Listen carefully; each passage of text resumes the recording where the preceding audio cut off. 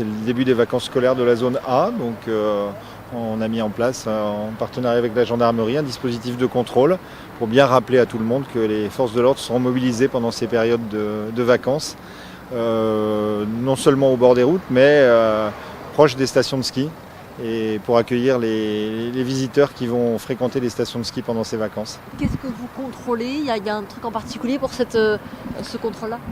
Toujours les mêmes choses, la vitesse, l'alcool, les stupéfiants, mais aussi les équipements des véhicules.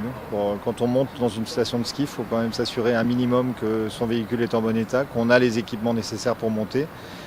Et ça, c'est essentiel, mais bien évidemment toujours un regard particulier sur les alcoolémies.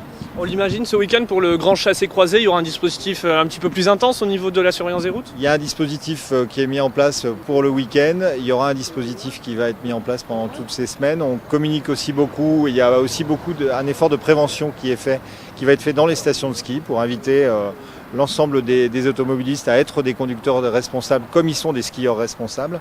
Donc la sécurité, elle est la même sur les pistes de ski que sur la route. Donc c'est important de communiquer là-dessus aussi. Mais bien évidemment, dès qu'il y a un dispositif de prévention, il y a aussi un dispositif répressif qui l'accompagne.